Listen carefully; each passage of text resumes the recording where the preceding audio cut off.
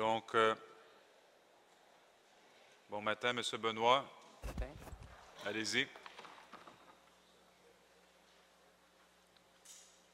Le 18 juillet 2008, la compagnie à numéro 81 99 50 35 Québec Inc. a été incorporée. Jean-François Grenier était le seul actionnaire. Le but de la nouvelle compagnie était de faire de la sous-traitance pour redistribuer les vélos Bixi. La compagnie était située au 75-62 Gouin-Est à Montréal. C'était la résidence principale de M.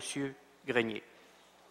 En septembre 2008, la Société de vélo a été créée.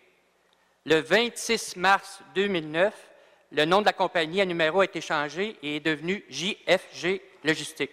Donc, Jean-François Grenier, toujours le seul actionnaire. Le 12 mars 2009, un contrat de service entre JFG Logistique et la Société de vélo a été signé. Le contrat était de 655 000 $. Étrangement, 2 semaines plus tard, ce contrat-là était signé, mais le nom JFG Logistique n'existait même pas. Au registre des entreprises, ça s'est fait le 12 mars. Selon le contrat entre Bixi et JFG Logistique, Bixi est propriétaire des camions, camionnettes, remorques, compresseurs, outils à air, chariots, élévateurs. Bixi paye l'entretien, paye l'essence, les assurances, les frais de financement. Bixi fournit gratuitement un entrepôt. Bixi donne la formation aux employés. Donc, on peut conclure que M. Jean-François Grenier n'a pas investi une scène. Donc, la question, avec monsieur... tous les extras empochés à gauche et à droite, comment pouvez-vous expliquer que le premier contrat a été signé à 655 000 et finalement, la compagnie a empoché 1 050 000 en 2009. Merci. Par contre, en 2010, le contrat signé, c'est 1 050 000. Merci, M. Benoît. Et on a facturé. Merci. La question a été posée. À M. Bissonnette, s'il vous plaît. À M. Bissonnette ou M. le maire. Allez-y, M. le maire. Oui, donc, M.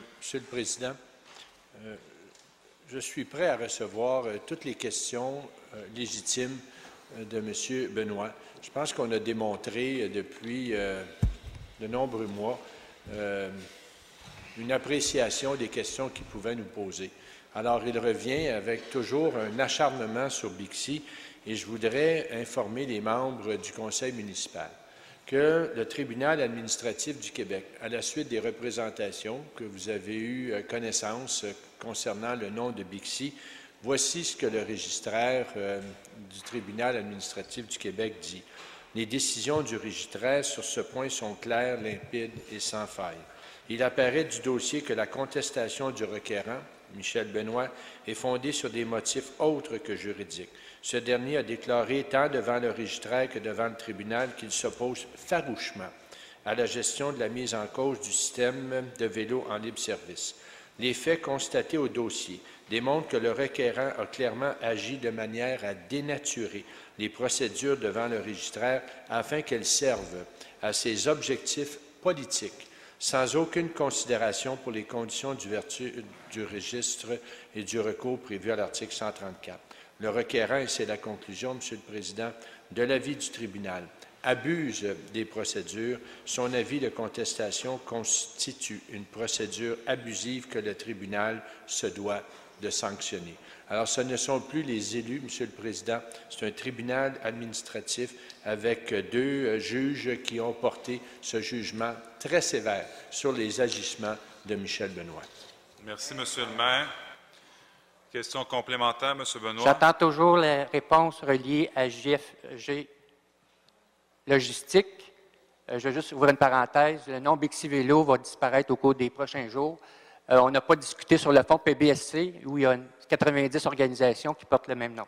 Je continue. Donc, la question... Roger Plamondon, bénévole depuis 5 ans, toujours président du conseil d'administration de la Société de vélo et aussi toujours vice-président au développement chez Brocoloni Construction, à de nombreux contacts.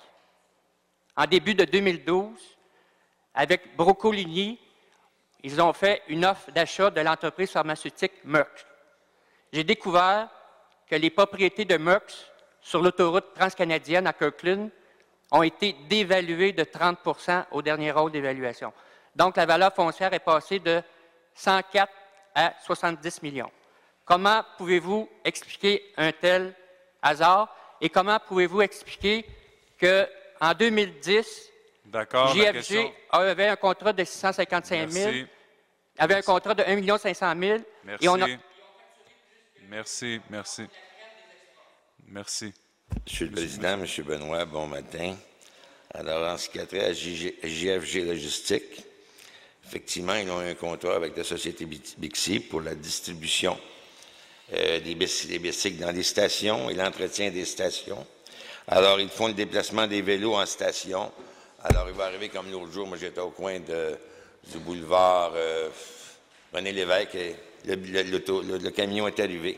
Et ils ont pris presque les 3/4 des bicycles pour aller les porter dans le plateau Montréal parce que les bicycles étaient absents à ce moment-là.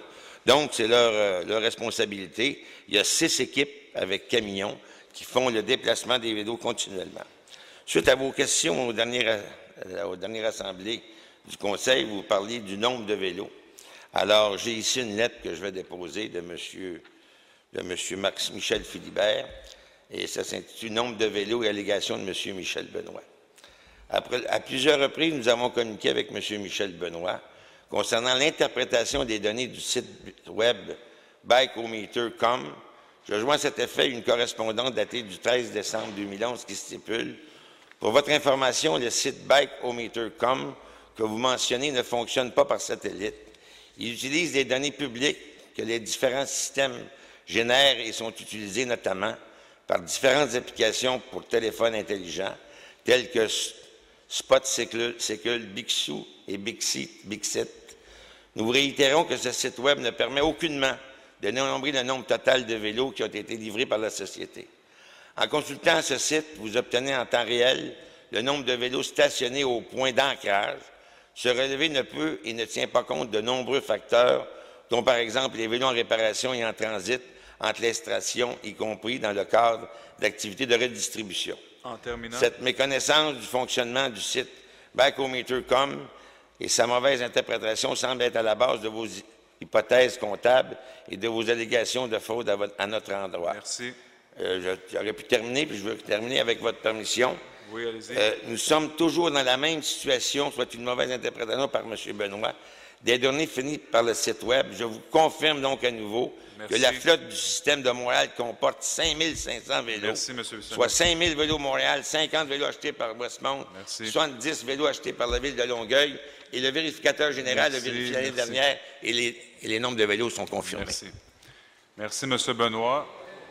Allez-y, on va prendre en charge le document. C'est fini, M. Benoît. C'est terminé. Merci.